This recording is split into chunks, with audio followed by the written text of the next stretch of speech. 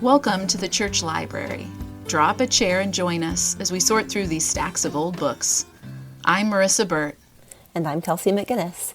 And here in the church library, we host conversations about popular Christian books. This season, we are dusting off Christian parenting resources. Our book, The Myth of Good Christian Parenting, How False Promises Betrayed a Generation of Evangelical Families, examines many of these books, the obscure, the bestsellers, the ones that still pop up in church parenting classes. Let's see what's on the bookshelves today. Hi, Marissa. Hi, Kelsey. How are you today? I'm doing okay. I am curious to see what's on the church library shelves. How are you doing today? Great. Yeah. I am excited to talk about this book, actually. Marissa, what do you know about Larry Christenson and his book, The Christian Family? I know very little except what you wrote about in your contributions to our book, because this was one you really read in depth and kind of brought to the table. And I know what the cover looks like because I just saw it. Do you want to describe it to people? Okay, so The Christian Family is a book by Larry Christenson. It came out in 1970, and so it looks very like it came out in 1970. I have a second printing, I think. It's published by Bethany Fellowship in Minnesota. Larry Christenson was kind of a key leader of the charismatic revival in the Lutheran Church and was based in Minneapolis for a while. He also pastored a church in California.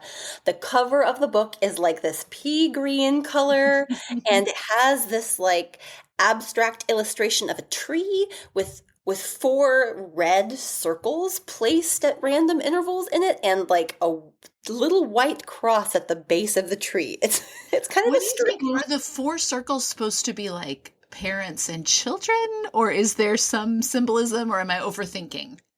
I don't know. I don't know. Because it took me a while on, the original cover of Dare to Discipline, which is from 1970, is similarly pea green and has like a scale where there's two triangles almost on a teeter-totter.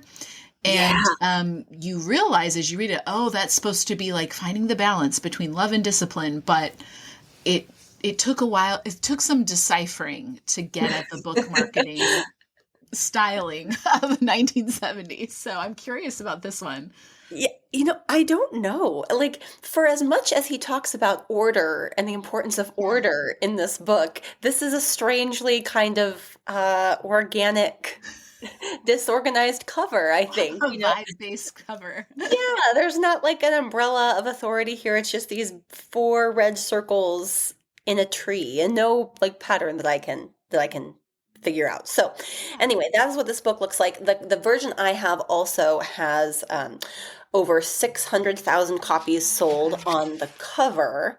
And so the book was originally published in 1970. The version I have is from 1974. So between 70 and 74, 600,000 copies sold. That's pretty decent numbers in terms of like Christian publishing for this time.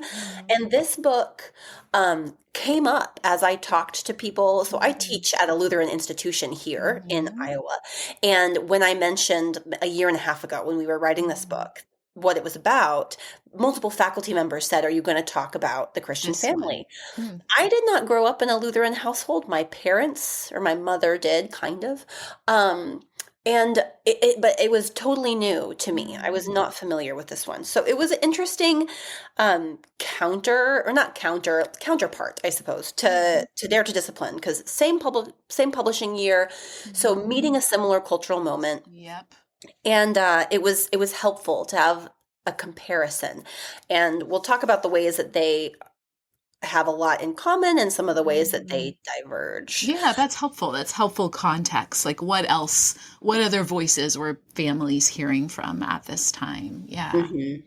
Yeah. And so I think one thing that's helpful to know about Larry Christensen and the fact that he's connected to the charismatic renewal in the Lutheran Church kind of connects him to evangelical world also. So, we think about mainline Lutheran churches as being a little bit removed from what we think of as Billy Graham evangelicals. Mhm. But this one has an endorsement from Mrs. Billy Graham on the Mhm. back.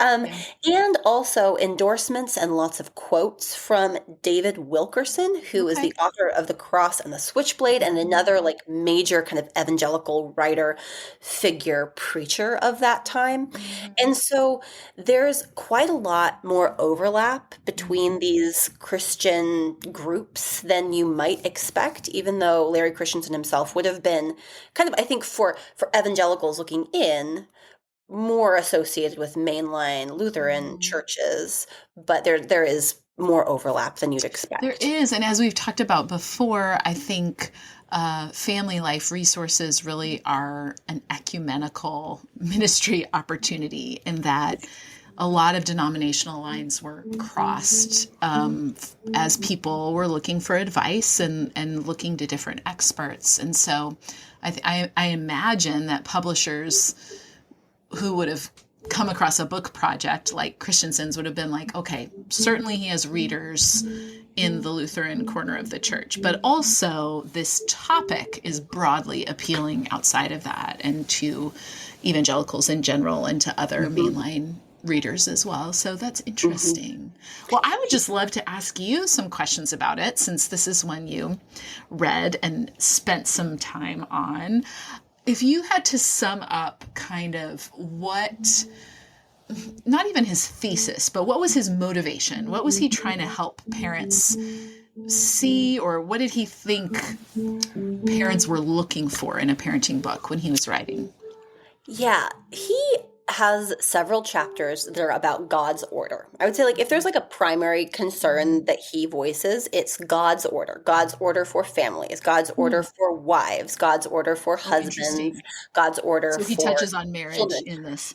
Yes, he definitely Hmm. does. So this is like, I think, sort of one question you could ask is like, is this a parenting book? The title is The Christian Family. Is this a It's parenting book? true. Um, and I I would say yes, it is a parenting book, but it sort of it sort of touches on how all of the different members of a family work Yeah. together to create the proper order for the family to thrive.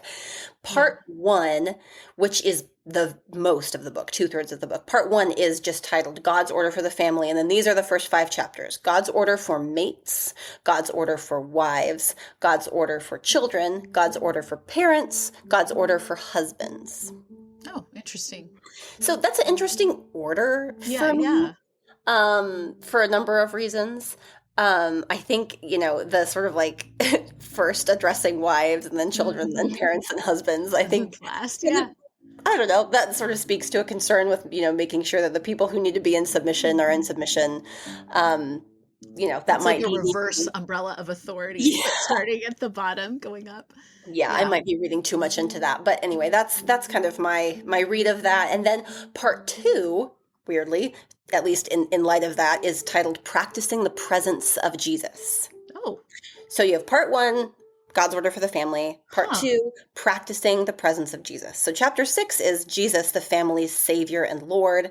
Chapter seven is the priesthood of parents. And then chapter Mm-hmm. eight is our family, a witness for Jesus.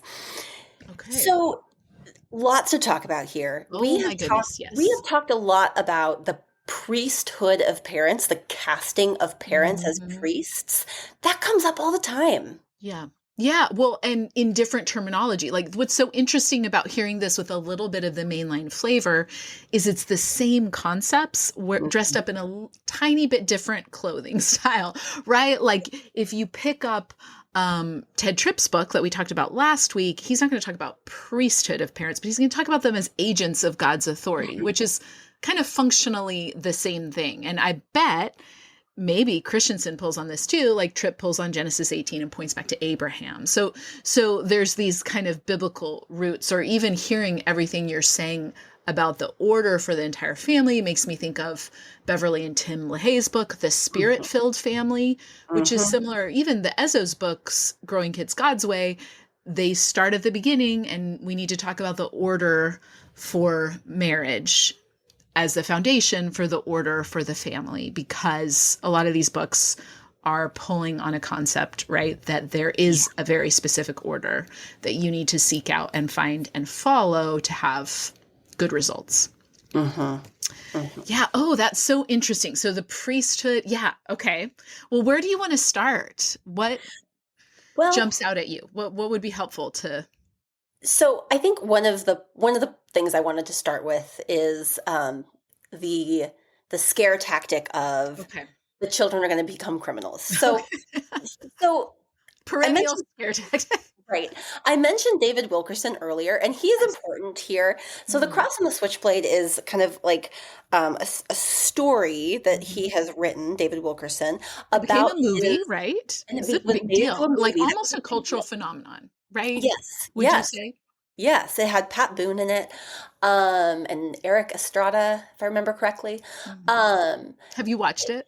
We I should have watch not. it I sometime. have. We should watch it. Maybe we could do it for like a live react or Yeah, something. I yeah. don't know. But the story is like about David Wilkerson's experiences with inner city youth and Mhm. gang life, and evangelicals were really captured by this book. Mhm. So this book is on, I think it's on Christianity Today's list of 100 most influential Mhm. books for by evangelicals of the Mhm. 20th century or something like that. It was very influential just in terms of kind of like, I don't want to say feeding the cultural panic, but kind of meeting this moment of cultural panic Mhm. in the 60s and 50s around like the direction of the youth, Mhm. and kind of telling these stories about these kids getting caught up in crime and gang Mhm. activity and violence, and then his, attempts to bring the gospel to them, to Radical the inner city. conversions, kind of. Yeah. Yes, all these, these radical conversion stories, and um, he was really able to build a ministry out of Mhm. that, and had a really big platform. I cannot remember if it's his son or his nephew. I can't remember. Rich Wilkerson Jr. I think is related to him. He's another like a kind of Yeah, like they a megachurch started, was pastor it, right didn't now. he start like, it's called like World Challenge or or something like that. There was like a national ministry umbrella. And then after David died, I think his son kind of took that on. Yeah, I can't remember. There's like multiple family members of his that have Yeah. continued on in ministry. I would need to track all Well, of that and down. this Cross and the Switchblade shows up in a lot of additional parenting resources from like the 10 to 15 years after that, because people are quoting and referencing back to David's observations. So he Mhm. had like, I think, cultural influence in the evangelical imagination, and also became a kind of authority speaking about like what youth need, or yeah, what youth Yeah. need and what their backgrounds entailed. I think you see him quoted a lot in resources of the time. Yeah, and he gives, well, Christenson quotes him a lot in the Christian Mm. Family, and specifically quotes about how the youth need discipline. They need Mhm. discipline. They need to learn to respect authority. Like the kids that I work with in the inner city are criminals because they were never taught obedience. They were never taught respect for authority, right? Mm. There is like a very kind of simple answer offer, at least by the pull quotes here. Now, I have not read all of The Cross and the Switchblade. I Right. don't really know what kinds of claims he makes about the reasons why these teens have kind of fallen into crime, but the impression Christensen has is that like this could all be prevented if parents were doing Mm. their job. Like Right.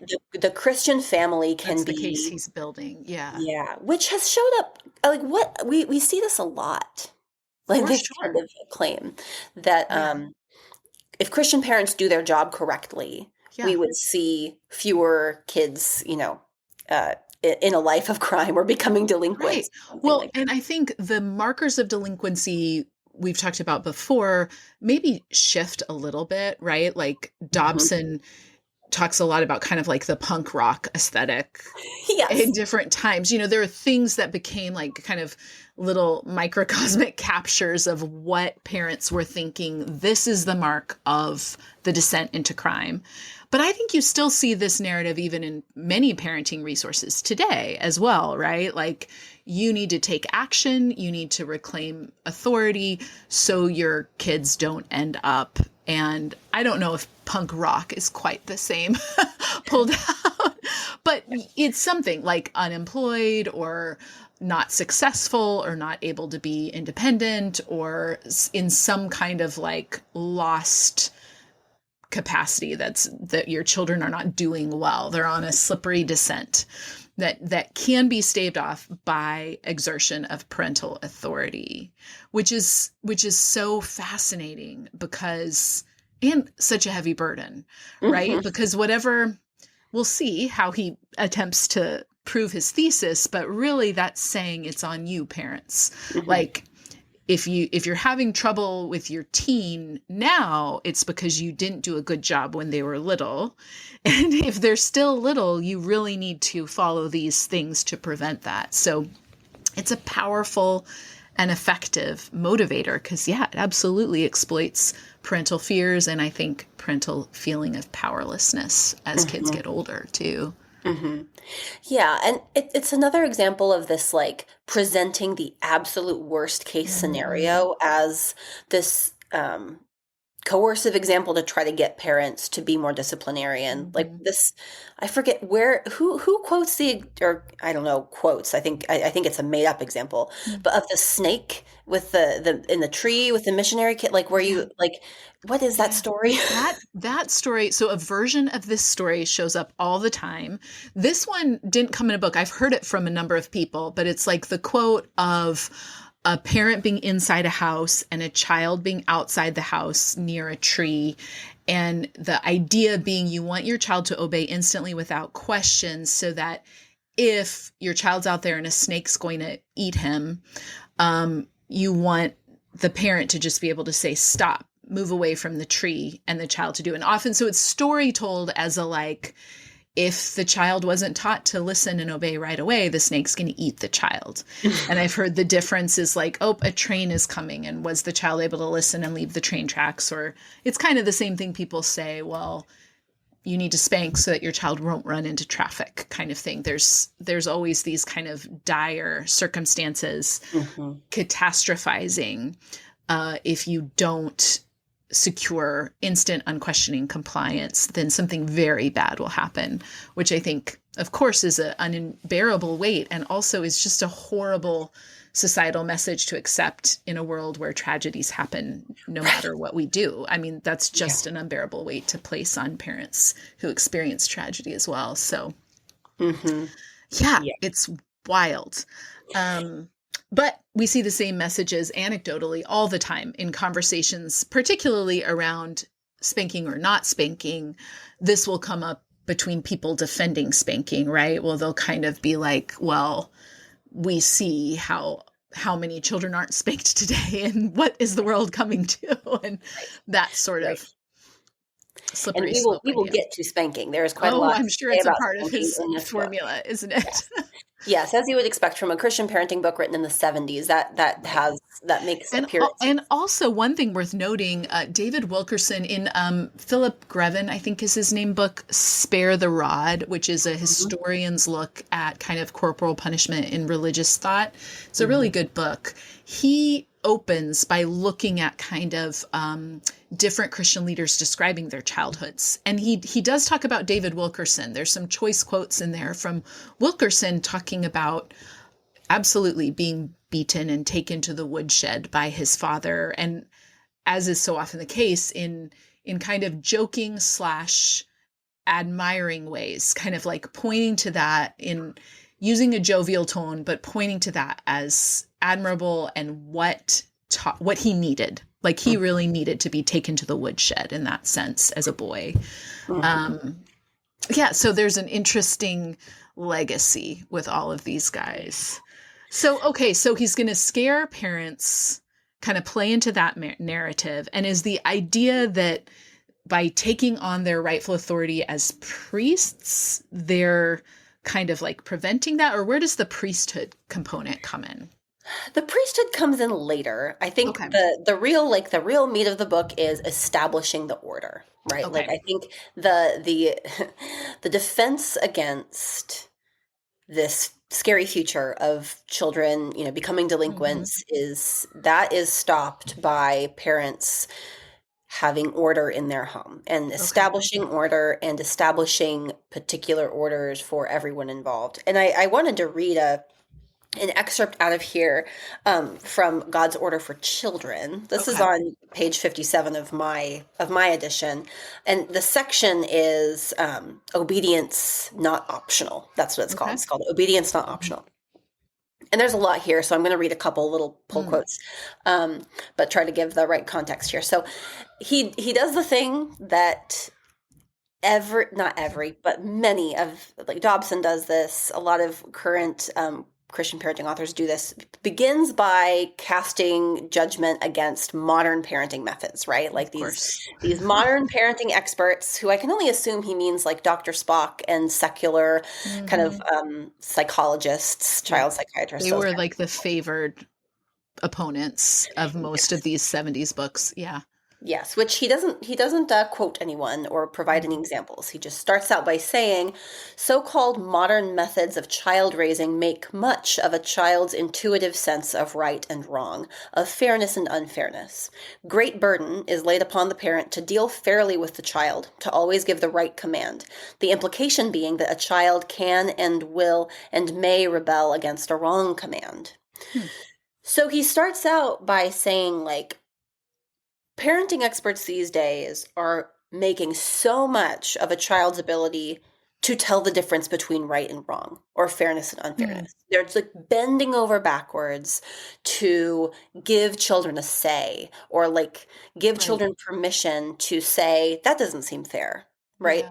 And so that like the implication is that a child can and will and may rebel against a wrong command. And to him, that's a That's a problem. bad He's thing. like, That's a this is a problem. bad thing Hmm. that children have been made to feel that Like they have a voice. Hmm. they should be able to push back against a wrong command. Hmm.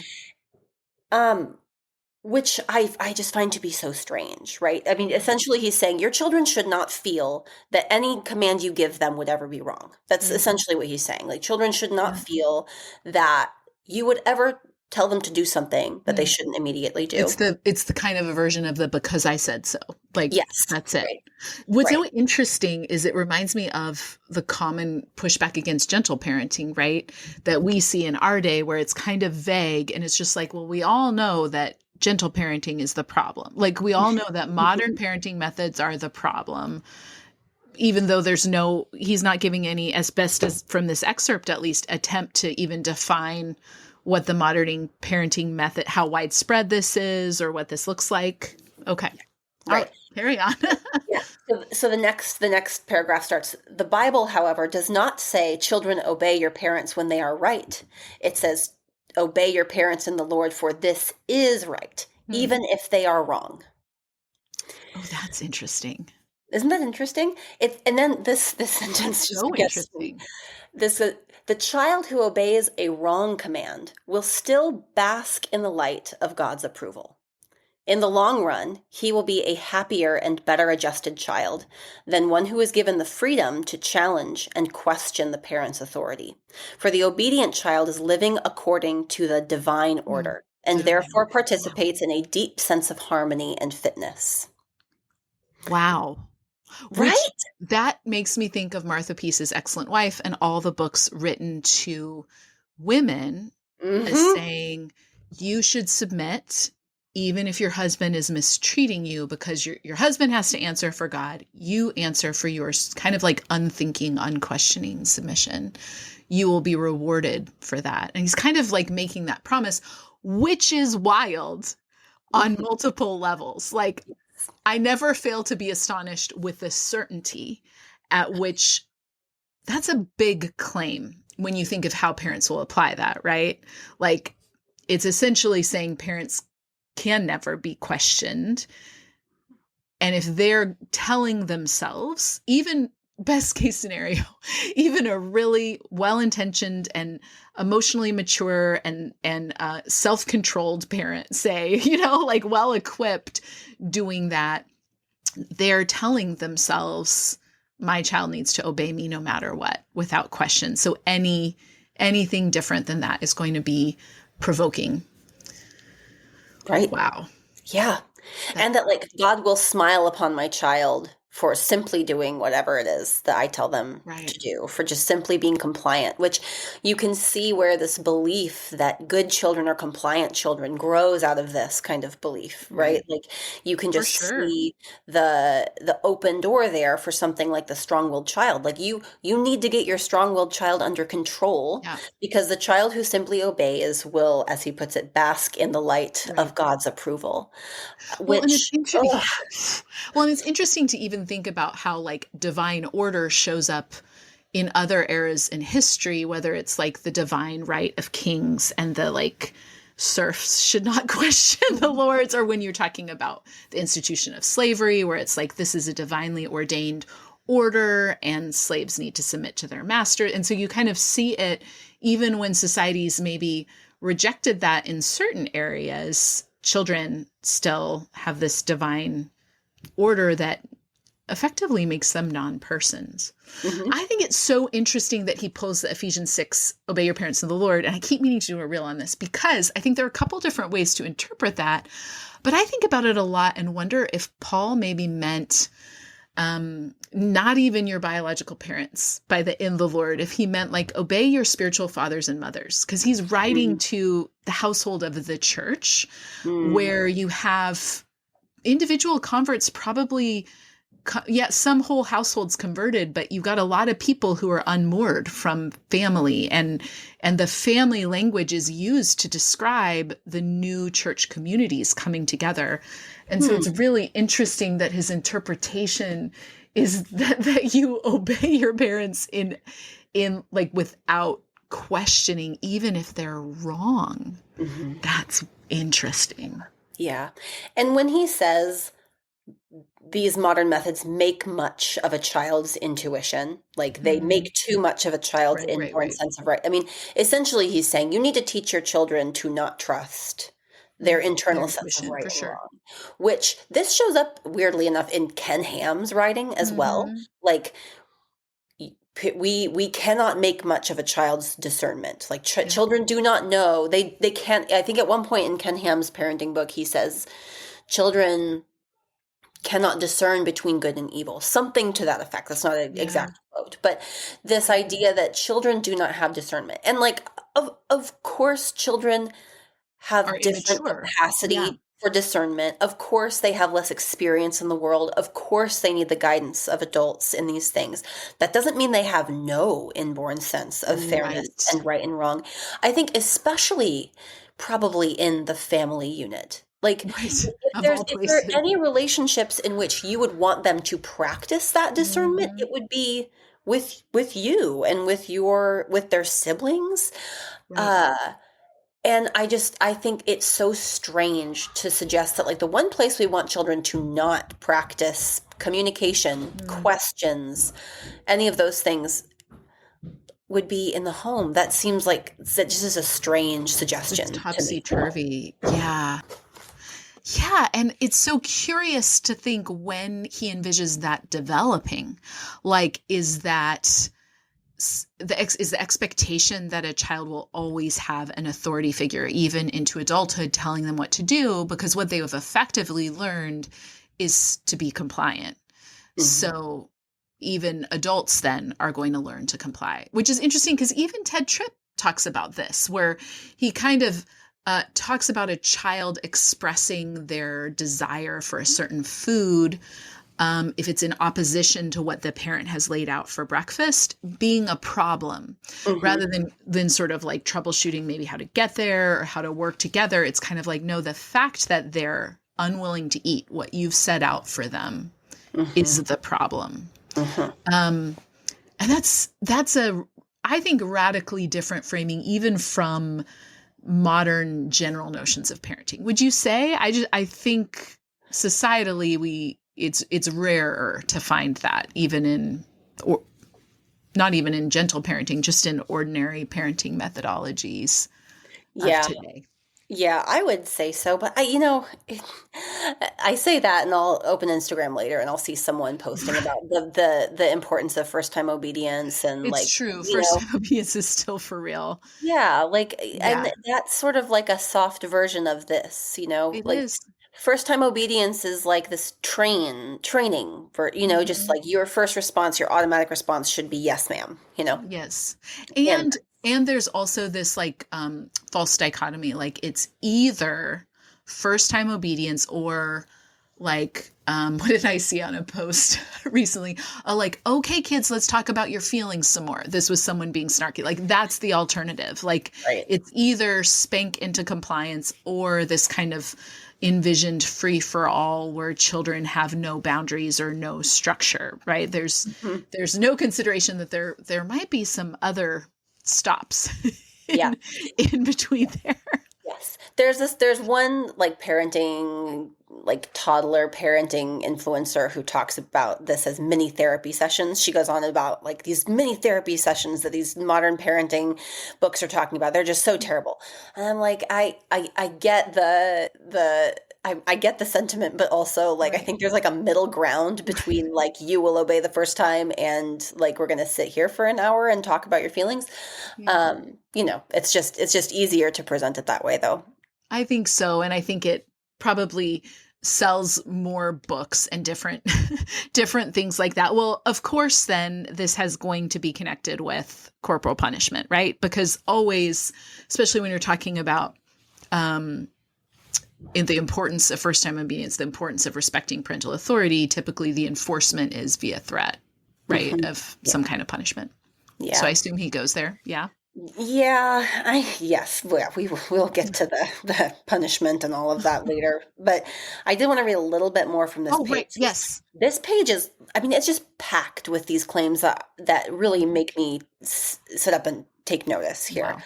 Wow. Um, because so we just went to, an obedient child is living according to the divine order and participates in a deep sense of harmony. Surely a parent must seek in every way to deal fairly, rightly, and in tenderest love with his children. But parents are human and fallible.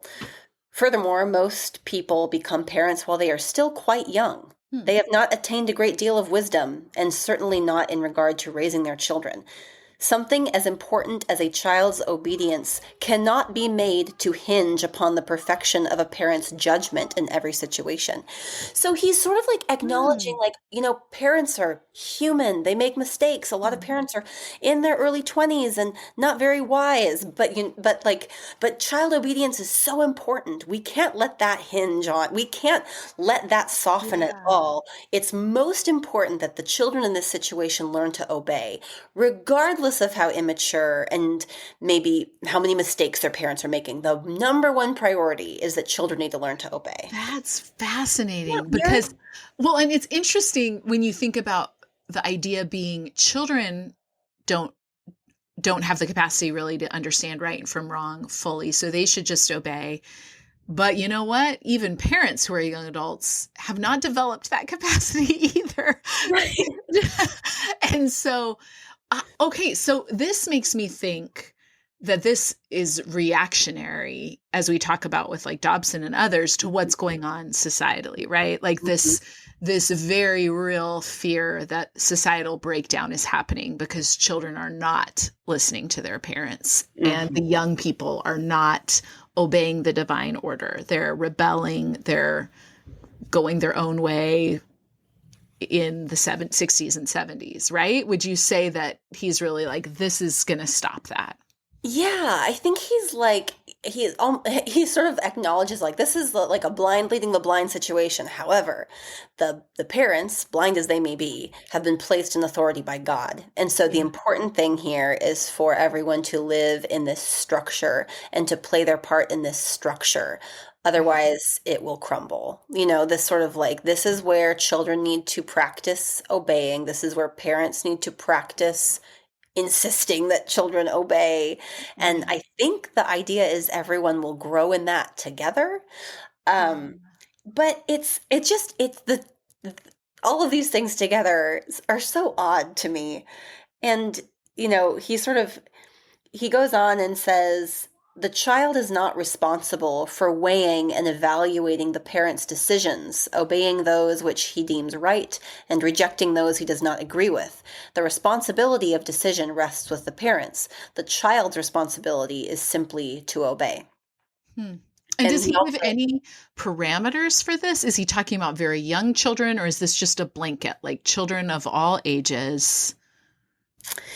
yeah, I mean, he says like he does. The next sentence is the time in life comes all too soon when the child grows up and will be responsible for judgments and decisions. There's no age Okay. attached to that. It's just Okay. the child will grow up. So I think the idea is that when the child is adult, when the child is Okay. 18, because he says, but God has so structured the family that a child is relieved of the responsibility for judgment and decision, other than the one simple command to obey his parents.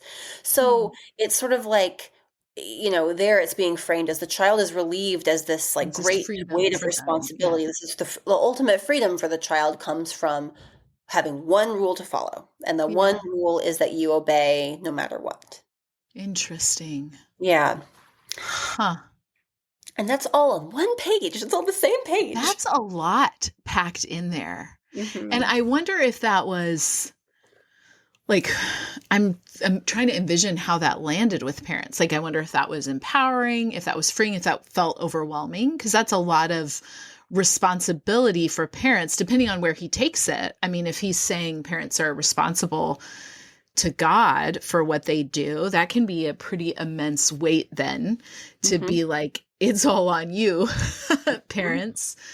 Yeah, that's an interesting framing for a similar idea that shows up across resources. I Hmm. don't think I've heard it framed quite like that with parenting resources before. It's usually I'm more familiar with the first time obedience, like children should obey parents so they learn to obey God. And that's like that kind of like flipping of it versus this kind of like children have one command to obey and that's good Yes. for them. Hmm. That's a really good point because you're right. There usually is a like children obey your parents, and that is how you practice and also demonstrate your ability to obey Yeah. God. Here, it's just this is the divine order. This is Yep. God's command for children. There's a little bit less of the like extrapolating out, Mm-hmm. and there's not that same turn that happens. Mm-hmm. But it is, very, yeah, order driven, and this Mm-hmm. idea that there's a divine order that families sort of participate in. Um, and again, this way of talking about obedience, I Mm-hmm. every time I read something like this, I just feel like it sets up parents for failure Mm-hmm. unless they are able to sort of like understand that it probably does not work perfectly. Like, Right. because if you believe that your child's one job is to obey you and you tell them to do something like pick up their room, something low stakes, right? Like low stakes Mm-hmm. questions suddenly become so high stakes, like low Yeah. stakes little like, Everything's a "Do I power have to?" struggle. Everything becomes a power struggle. And Yeah. you have to either kind of like make peace in yourself about like, okay, there must be some like levels to this, or there must be some kind Right. of spectrum here, or maybe this framework is just too extreme or too simple for it to Yeah. actually work in practice. And I think, we've talked about this before. I feel like I grew up in a household with these kinds of resources and parents who were wise enough to sort of like Mm. allow for things to not be so Yeah, like extreme. mitigated it. Yeah. Yeah. But if you're someone who is like a new convert or, a 20 something who is like voraciously reading these Mm-hmm. resources and trying to practice them perfectly, Right. this kind of thing can set you up, I think, I for. think so. Or even if you're just, yeah, a young parent who's triggered by the stress Mm, of parenting, and mm, then you're like, my child is not listening to me, and this is their one job. Like, things are going to escalate. And it's so unfortunate because it presents it again as a zero sum. Like, yeah. either your options here are parent has complete and absolute and unquestioning authority, or everything's off the rails, which is unfortunate because I could see, I mean, maybe this worked out well for people, but I can connect the dots pretty quickly where this just creates resentment in children. If constantly their voice is completely irrelevant, their opinions are irrelevant, the expectation is compliance, and particularly with things that might be unjust or unfair. But even with things that are, this seems like it would be provoking And it's interesting thinking about this in light of last week's conversation with Emily Hunter McGowan, Households of Faith, kind of talking about family as a mutual opportunity for spiritual formation and discipleship, right? Like it's a whole different paradigm to say Mm-hmm. that in these relationships with each other, parents have the opportunity to cultivate character. Maybe it's long suffering, patience, the fruit of the spirit, but as they engage with their children, there's something they are learning and growing in there, and children are learning something about what love means and what it means to be a human in this like microcosm. And I think the sort of very clear cut God's order, no questions asked prescription, it's kind of like the umbrella of authority. Like maybe it feels really gratifying to have something so solid, but I think by default it leaves so many families impoverished with opportunities that could be theirs in connection. And it's almost like there's no capacity to envision something where parents and children are traveling together on some kind of discipleship journey with Jesus where they're both growing and maturing in different ways. Yeah. Wow. Okay. Yeah. So That's that's, wild. So yeah, obedience, obedience. Yes. authority, this is Yeah. coming, order, this is all coming through. What else Yeah. is Well, I suppose now makes sense to kind of talk about the corporal punishment of all of okay. it. So, you have talked before about liturgized spanking. Can you like Mhm. give a brief explainer what you mean by that Yeah. term? Sure. This is a term we use in our book, The Myth of Good Christian Parenting, because we wanted a way to really distinguish between kind of commonplace spanking, if you want to call it that, or commonly practiced spanking, which is really intended to get an appropriate behavior from a child, right? Which Christians, non-Christians, all sorts of people do this. It's kind of like through the threat of force. But as we read so many evangelical and Christian resources, we saw that many of these parenting experts were kind of unwilling to embrace that. We're unwilling to say, look, let's just get practical. A way to motivate your child is to threaten force. And if they don't comply, spank them, and that's their punishment. And so many of these resources come up with kind of very specific rules. And we saw it as a liturgy because often it weaves in spiritual instruction with it. Spiritual reasons are given for the spanking. There's a whole concept around what the rod is, as though the kind of having a spiritual approach transforms this from ordinary spanking into something holy and extra spiritual discipleship form. So liturgized spanking is explicitly Christian spanking. It usually involves prayer, hugs afterwards. Sometimes the rules are kind of arbitrary around ages or methodology, but there's usually some kind of specific methodology. And with it also comes some theological role play sometimes about how God needs to chasten us, or leading children to the cross, or confession and repentance. So a lot gets packed in here. Um, Yeah. but that's why we called it liturgized, because has many layers. Yeah. Yeah. So I bring that up because Dare to Discipline, 1970, James Dobson does talk about corporal punishment in that Mm-hmm. book, but it's very kind of spiritually detached. Yeah, Like a it's lot of their behaviors. Yeah. discipline is not particularly religious. There's not a ton of religious language in that book, surprisingly. This one is dripping with religious language. Like Mm-hmm. in the same way we talk about Ted Tripp, you can kind of feel the earnestness Mm-hmm. jumping off the page and this desire to imbue everything with this deep spiritual meaning and really high stakes. That shows up here, and it shows up in his kind of layout for how Mm-hmm. spanking should work and why parents should spank their children. And it shows up, the discussion is in the chapter God's Order for Parents. So this Oh, is like, or okay. this is the parents' This is what they way. need to do. Yes, this is a command for parents, and Mm-hmm. it's God's, your active obedience is to do this. And Our friend David Wilkerson makes an appearance here in the kind of lead up to this, because Hmm. he's quoting Wilkerson, and Christenson starts by saying, "It should be noted that a spanking is normally reserved for dealing with disobedience, rebellion, and stubbornness," which he calls stubbornness a not so subtle form of rebellion. So those are the Hmm. same thing, apparently. And then he quotes David Wilkerson. "Beware of stubbornness in your child," says David Wilkerson. "Stubbornness is one of the most dangerous of all human traits. It is the one trait I find in every addict and gang member I have worked with. Either lazy or unconcerned, our parents today are too soft.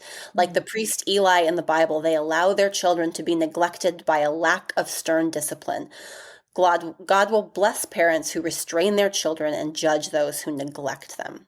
So he's like connecting a lack of stern discipline to neglect. He's saying, like, if you are not sternly punishing these things in Punitive, your yeah. child, you are, you like Eli are letting your Mhm. children run amok.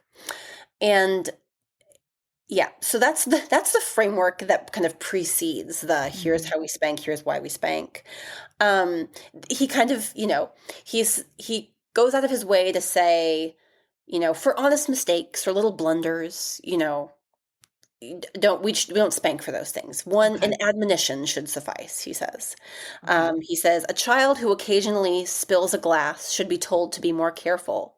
A child who spills a glass 3 or 4 meals running should be spanked, for he Oh is not wow. heeding the admonition." So Okay. there's like this kind of like, one time might be an accident. Something happens more than a couple times. It's no Mhm. longer an accident and you need to spank your child. You need to hold it It's just, together by then. this kind of weird, arbitrary, like, you know, on the one hand, I appreciate the, like, there might not be a one rule, but on the other Mhm. hand, this Well, and is. it seems like within this context of the child's job is to obey without question. I I mean, even spilling the milk more than once is going to be a problem, right? If the parent has said don't do that and they Hmm. can't comply. Hmm. Oh, that's interesting. And the focus on stubbornness I'm finding interesting as well because again, I mean, I guess it's logically consistent in this framework because there's not a concept that a child could discern right from wrong and there's not it's not granted children to have that opinion. Right. So anything but a yes mom, yes dad is going to be stubbornness. Yeah. Yeah. He says, in other words, a spanking should be directed against the self will of the Mm, child, which overtly or covertly sets itself against authority. He should not be mm, punished for the mistakes which are a part of the normal learning and growing up process. okay. Which I just find to be so interesting because I think, most mainstream parenting writers, psychologists would say that, things like asserting will are a part of the growing Right. up process, right? Like we talk Yeah. about the toddler years when a child starts to realize they can kind of assert their own opinions and Mhm. desires and requests and insist upon them, and that being like a healthy thing to allow them to do, right? Mhm. And this is kind of saying like, nope, let's, No, yeah. that is not part of the normal growing up process, Mhm. and we should not talk about it as if it is kind Well, of and what there's just a lot of room for interpretation there. Like what is yes. a mistake that you can learn from and what is not.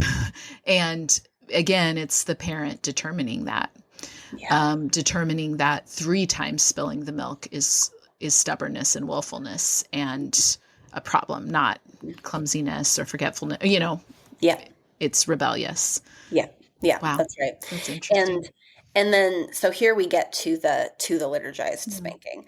After a child has been spanked, the father should kneel down with him and have the child ask God's forgiveness for the Mhm. specific sin committed.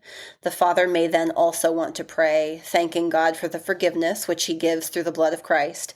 If we take seriously the father's priestly role in the family, it would not be at all out of place then to lay your hand upon the child and declare to him the forgiveness which God has given through Christ. And then your own forgiveness should also be expected, most effectively with a hug and a kiss, for this is the goal of all discipline, forgiveness and reconciliation. And that Hmm. he kind of goes on to do this whole like A child who has just received a sound spanking will not at all at once be the soul of broken repentance. That is not the important thing at this point. Um, Hmm. I mean, it's just, yeah, there's this whole like little family liturgy that we see there. Yeah. Well, And and what's so interesting that he ties it to forgiveness and reconciliation there, because I'm thinking of even, my husband's a priest. So this terminology of absolution, right? Like we do the confession every Sunday collectively, corporately, and the priest stands in the office of Christ and grants absolution, right? But there's no spanking that precedes that. So I think that's what's so interesting when parenting books co-opt this and attach it to spanking as though that is atonement, which Mhm. is wild, because I wouldn't like this co-opting of theological language for this moment. I think it's problematic, Mhm. even if it could be done in an accurate way, and I'll get to why. But to be like, it's so weird that then spanking, why is the father not just getting down to the child who's made a mistake, or if indeed has sinned and has a concept of that and has confessed that, which I'm guessing if this is a young child is just all assumed, but maybe it all is. Why wouldn't the child get down on his knees and say, I forgive you, and offer absolution to demonstrate forgiveness? Mhm. Because we have received mercy, freely we give it. Mhm. Um, but instead, the child has to atone in some way, Yes. as part of receiving the forgiveness and absolution. Mhm. And I think it's unfortunate when this language is co-opted, because it muddies the waters Mhm. around these important truths of the Christian faith, such that this child is being catechized into a belief that to receive God's forgiveness, he must first experience some kind of pain, or when he experiences pain or suffering, that God needs to do that and able to get to the point of forgiveness and absolution. So it's like practicing that role play. And also, I think for an older child, stripping them of the opportunity to have some kind of direct prayer life Mhm. with God, where they could take their concerns to God, or if they've done something wrong, they could go to God with that. Instead, the parent is inserting themselves as an intermediary that leads to a kind of spiritual enmeshment in complicated ways. So many things that I think are problematic, even though I can see why to a Christian who loves the Lord reading this, they're like, yes, these things are important. Mhm. Forgiveness, absolution. That's Yeah. great, you know?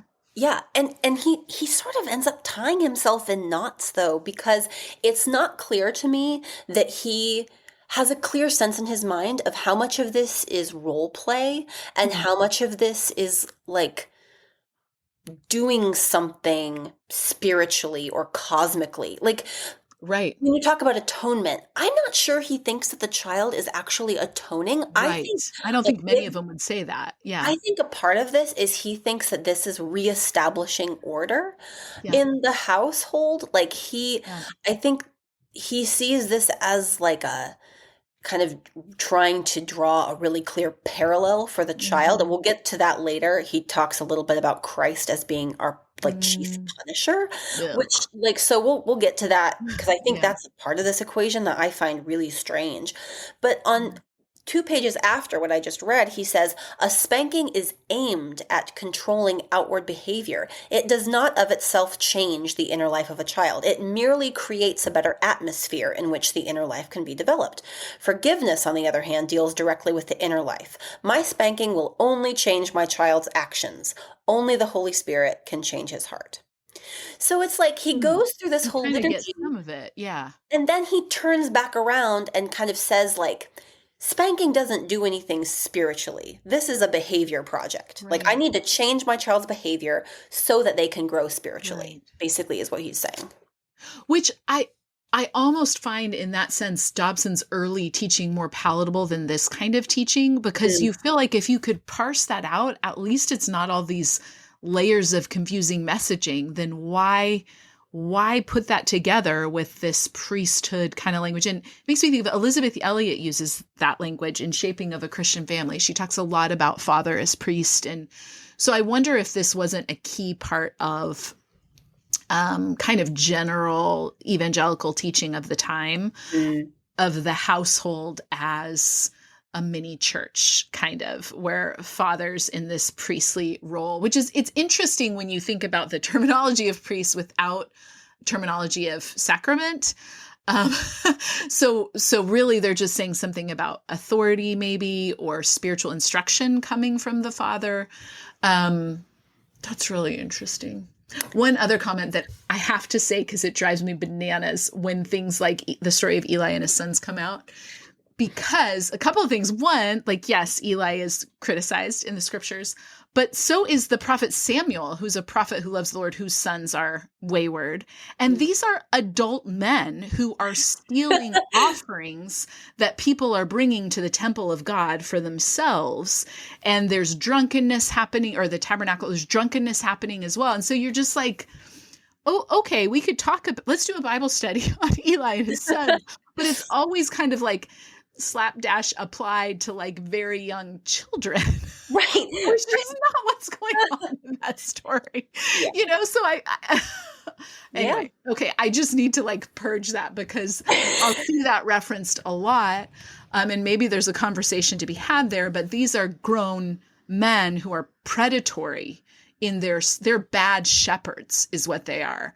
That's what's going on with Eli's sons. It's not that they're naughty children. Right.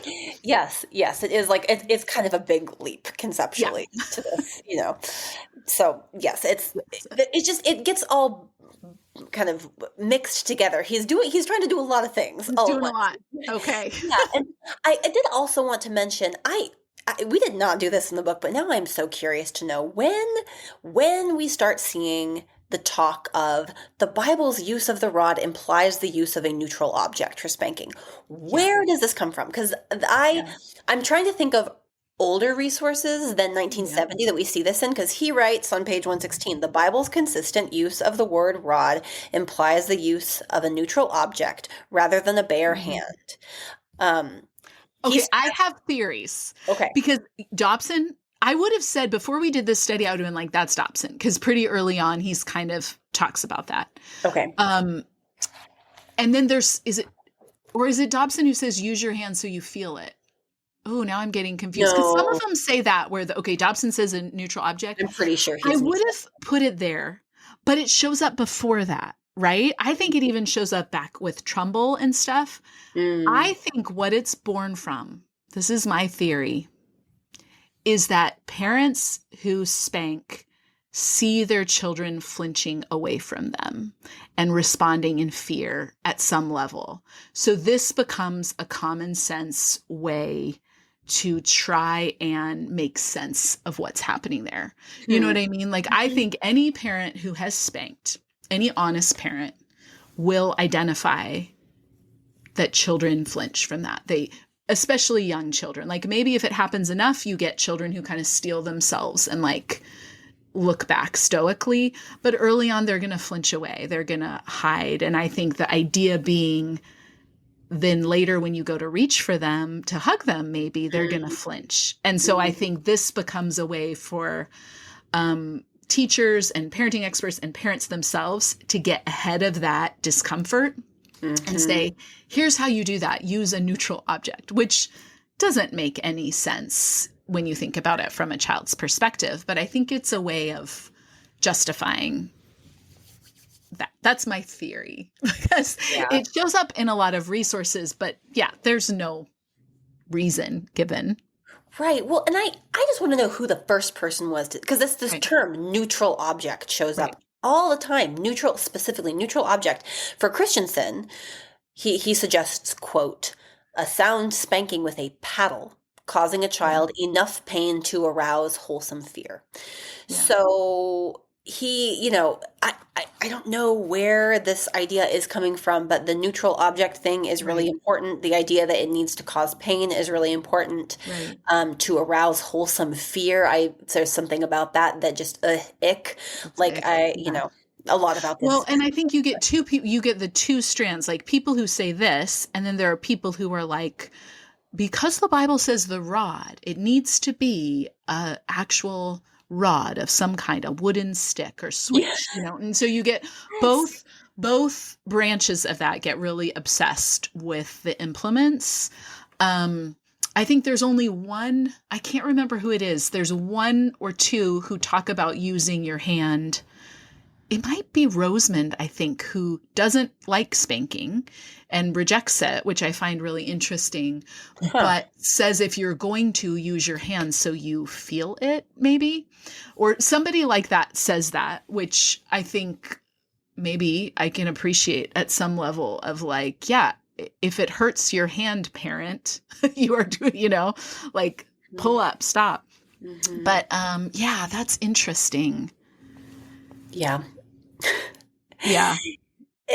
Maybe it's one of It's those things that just ends up being I the mean, I water. always find the parts of these books that talk about corporal punishment to be just a mess of ideas. It's so I always feel like troubling. there's a Yeah. little bit of bending over backwards to Yeah. spiritualize it, Hmm. while also while also saying like, in Christensen's case, there's this recognition, Dobson too, that this is a behaviorist endeavor, sort of like Right. you need to change the behavior so that your child can grow or Yeah. do what they're supposed to be doing. There's sort of like an Right. acknowledgement that it's quite utilitarian, um, Yeah. and you just end up with a weird soup of There ideas. is. And I think when I can find like a certain perspective, I do think some of these authors were attempting to mitigate further harm. I don't think it justifies what they're doing, but I think some of them are coming in environments where children are just beaten and that's normative, or there's no boundaries around this practice, and sometimes you think about that when you think about generational trauma or Mhm. skill sets different generations of parents had. And so I think, yeah, probably for someone who came from a really violent home or where a parent was constantly out of control, these sort of steps offered some kind of boundary, Mhm. like this is shrinking it down to something. And I think also it preemptively dealt with discomfort some parents might feel. But it's wild that rarely is the ethics of it ever questioned, or is there again an alternative that could still offer correction or non-negligent discipline that isn't that isn't behaviorist, like hitting Mhm. a child as one maybe would to train an animal. Mhm. Yeah. Yeah, and he really doesn't allow for that possibility here at Yeah. all. Like this is just this practice is part of God's order for family. Yeah. And Does he quote the Proverbs, or does he just announce it? Does he try and more he doesn't like quote, at least more on than that page, he anything? doesn't quote the proverb. He just says like This is the use God's of the way. word, the rod Okay. Interesting. suggests this. So yeah, he's just kind of assuming everyone knows what I mean by this. Yeah. He might quote it elsewhere in the book. I don't remember. I'm sure at some point he does. Um, but I wanted to make sure to get to this piece of this because I think this is Okay. important, and I want your kind of theologian's take on Oh, this sure. quote. I'm sure I'll have thoughts. Yeah. Yeah. So on page 108, he talks about Christ as, this disciplinarian. He Mhm. writes, as Christians, we live under the discipline of Christ. Mm. He disciplines us severely as often as we need it. His object Cool. is not to spare us pain, but to surely slay the will of the flesh. Yet he disciplines with moderation. He does not afflict us willingly. So I am dying for your take on that Yeah. because I don't know that I've ever read somewhere else that we live under the discipline of Christ, that Christ disciplines us severely. Right. And that That's a good idea. he's attaching that to Christ, because I'm thinking of um it's Romans 8. Just reading that made me think of Romans 8, where it's who is it that condemns us? Isn't this passage? Who is it that condemns us? Christ Jesus, who died for us. I mean, I think this is Paul. I'll look it up and find it. Um, where it's comforting the reader with like the belonging we have in Christ, and says nothing will separate us from the love of Christ. Like who is it that condemns us? Is it Christ Jesus? But Paul's using this rhetorically to be like, is it Christ Jesus? No, Christ Jesus died for you and is standing to intercede for you. He's your intercessor acting Mhm. on your behalf. So it's interesting to think that I've never heard this, right? Like usually this will be tied into God the Father as the punisher, right? Right, So it's right. interesting that connects that to Christ. Oh gosh, yeah. I just did a series talking about like, does God quote spank us? You can find it on my Instagram highlights if you're interested, because this comes up a lot, right? Like, well, God disciplines us, he chastens us, quoting Hebrews 12, or even looking to other narrative portions where God punishes like rebellious pagan nations. I think it's always interesting that when this shows up in parenting teaching, parents are equated with God. Here, Mm. he's not really doing this, right? Like, so this, he's not attaching to parents punishing. He's saying we as Christians are under an order of discipline. Is that accurate? So he's not saying because Christ disciplines us, parents should discipline their children. That's the most common way I see it. He's more just saying Christ disciplines us and chastens us. This is maybe like an interpretation of Hebrews 12. Mm-hmm. And I think, well, if your framework is your parent is primarily there to punish you into compliance, this will be how you perceive God as Father. Like it's a symbiotic relationship, I think. These spiritual perspectives, these theological perspectives frame parenting, and also the parenting we receive frames our understanding of God. But I think it's interesting that there's no, I would have to see more of the page here, but he's not trying to connect this to a biblical concept. He's just making a statement.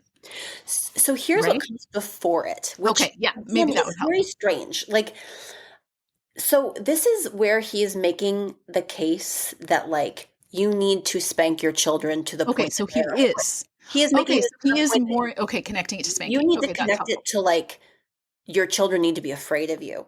So he's this is the two paragraphs before. He says many parents make the mistake of failing to carry through with a really hard spanking.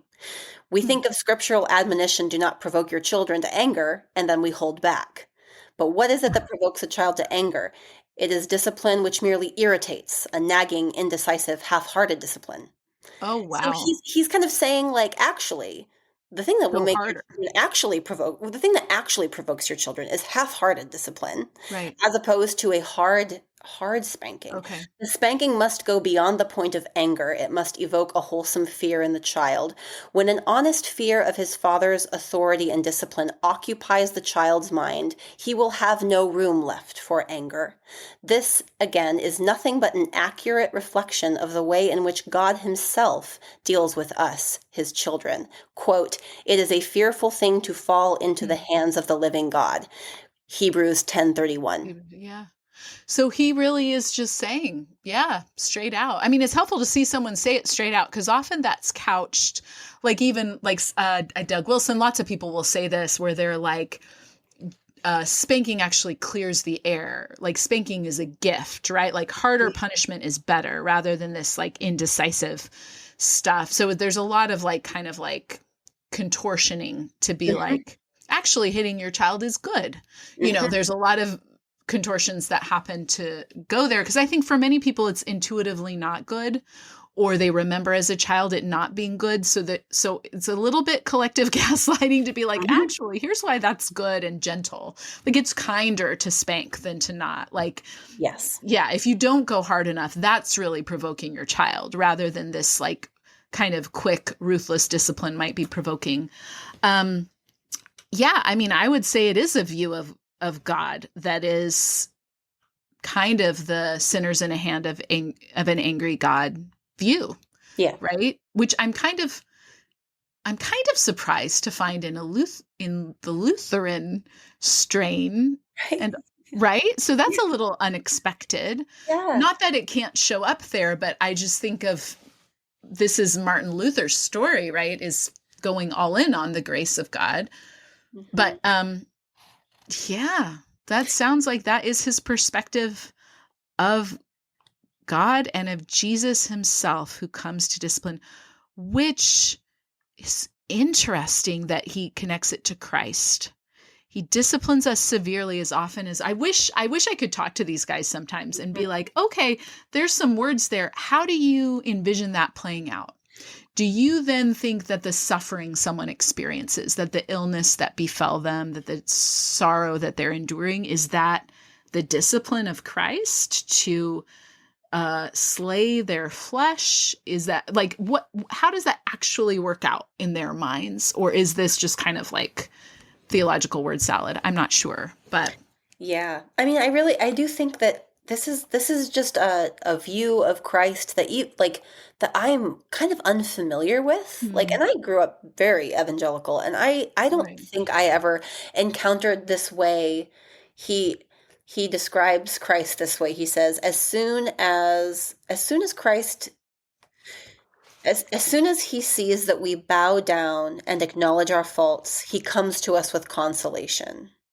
So it's sort of like he's doing the thing where it's like you're trying to punish your children to the point of sadness, to the point of repentance, and then you can extend to And them then your you can make them comfort, because comfort. that's what Christ does for us. And that's just not a view that I'm familiar with.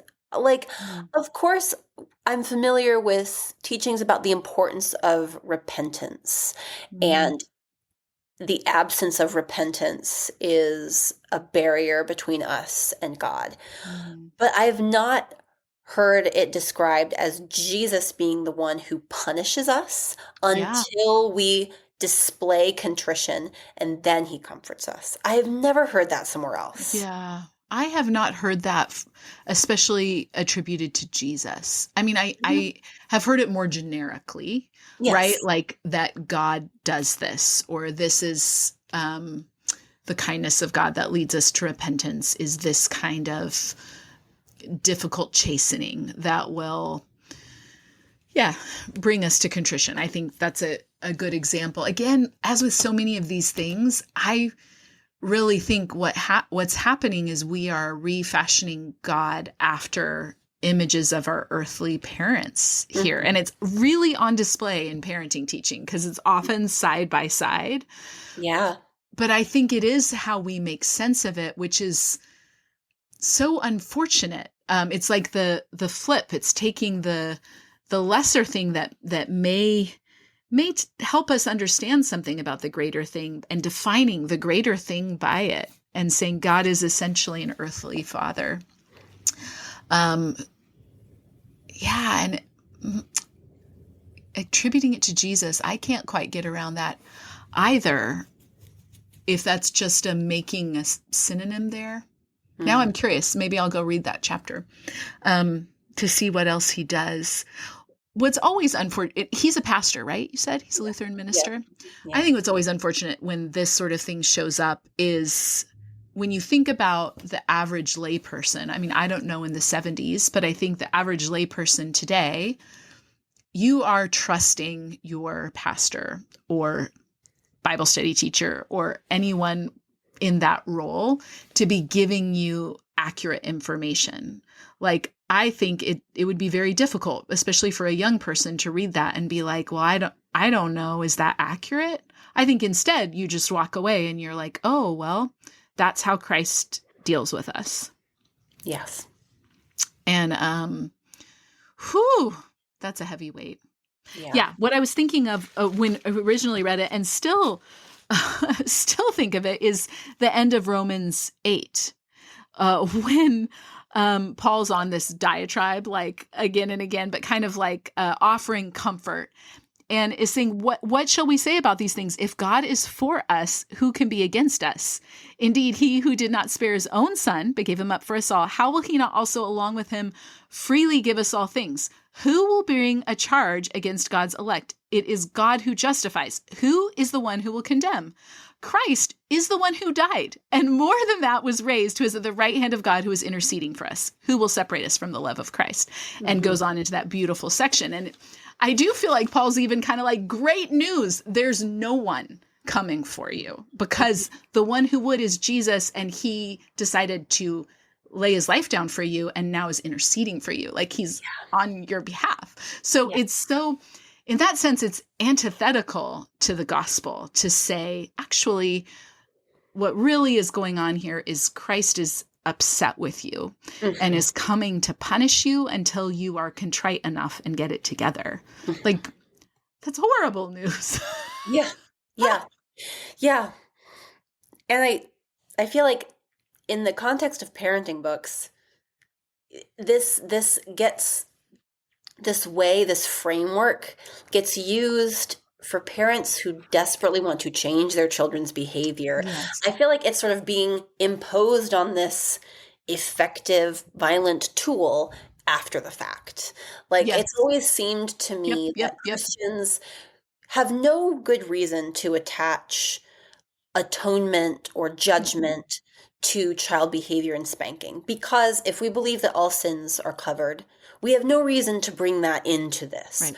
What it's about is wanting to change child behavior. So when I read through books like this, I feel like different different ideas get picked up and placed on top of spanking in order to give it spiritual grounding Right. so that Christian parents feel empowered to use it liberally, you know? Right. And feel holy doing it. Yes. And kind of smug. I mean, I'm not saying all parents feel this, but they are different than the person who's not a Christian, who's just slapping their child. Like, they're doing something elevated that is tied into the truths of the gospel.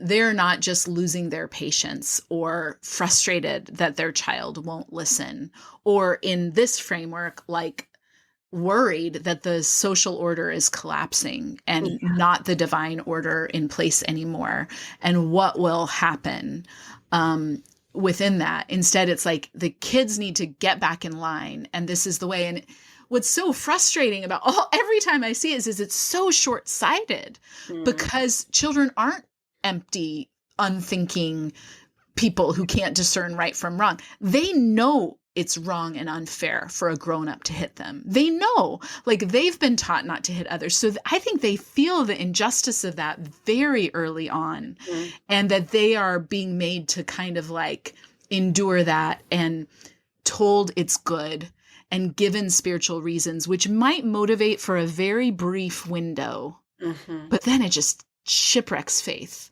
because it just, who wants to attach to a God like that, Mhm. right? As they grow older and kind of begin thinking fresh. So, uh, I think I hate spanking in general because of what it does to children. When I think about the ways it's justified using the name of God and tied up with spiritual instruction, it I can't even. I mean, I get very, very angry when Yeah. I think about it, because it's awful. I do think this is the stuff of millstones, Mhm. where Jesus says, woe to you, because this does cause children to stumble. It does harm them. And that's why we talk about how these teachings betrayed families. I think many parents are just were overwhelmed and like, what do I do? And then all this got wrapped up in it, and it's so complicated because they're victims of it and victimizers, and they're complicit, and they're also like at the mercy of this, and then you end up with just compounded harm. Mhm. So, oh, Yes. this is Yeah. a doozy. It is a doozy, and I was surprised by it because, again, it was not one that I was familiar with before, and I went into it expecting for it to be a much more temperate resource, just given where it came from and Right. who I knew who was I feel familiar. like every resource, one of us ends up saying that. Like, I I thought know. this would, No, I was surprised everyone by it. except like the pearls or something, Right. we're like, we thought maybe this would be, oh, nope, it's the same thing. No. Yeah, but I do think you're right. If we were to sort of end this conversation by kind of extending some grace to this author, saying like, in the 70s, in these circles, he's Right. probably speaking to people who were beaten as children, right? Like Absolutely. in his mind, I think what he is offering Right. is a more temperate version of corporal punishment, even I though, think for the some of them. I think some of the guys, the people we read, they absolutely are not trying to moderate. There's almost a sadomasochistic pleasure in this. Yeah. But for some of them, I think absolutely. And I was thinking about this. There was some thread going around on Twitter, and someone was pointing out, I think rightly so, they were talking about the boomer generation, and we're kind of like, it would help us all societally to remember that they were raised by deeply traumatized parents. You know, we talk about the greatest generation, but these were young people who were incredibly bereft of peers. So many died, went through such difficulties of the Great Depression and the world wars, and those things don't become passes, but they do help us, I think, understand the lack of tools so many generations were given. And, you know, many of the parents who were parenting in the 70s had either maybe traumatized or absent parents who just showed up, like, wait till your father gets home, and they just showed up for 5 minutes to whip things into shape, and they were functionally absent. And so I think there's a lot of pain wrapped up, which is why I think often people are either beginning to unravel this and it's difficult and painful, or you will find a wall of defensiveness anytime you begin to approach spanking. You will find people saying, I deserved it, I needed it, blah, blah, blah, blah, blah, because I think it really is a shell over some really deep places for many people. Yeah. I think that's exactly right. Well, I'm sorry I don't have like a better note to, and I shouldn't say there's not like a better, more, I mean, there are things that are a little bit on the surface, maybe more neutral in this book, but I think the presence of this, you know, the more heavy stuff we've talked about really is the point of the book, is this enforcement of the order of the family. Right. And so after last week's episode, it's a sad contrast, right? Right. It's interesting to think of this one coming out the same year, right? 1970, as Dare to Discipline. Yeah. So parents would have had that one, which was very dialed into discipline, but for its time was really trying to pull on like psychological studies. Like Dobson does like lean hard into that in that book. And then you have this, but from both sides, parents are getting a really heavy message of like your authority, order in the home. This is important. So, yes. Yeah, that's the theme of the 70s. If there's a theme of the 70s, that was it in these books. So, wow. Well, what did we decide? What are we going to talk about next time? Do we know? I don't know if we know. We have a list of running ones.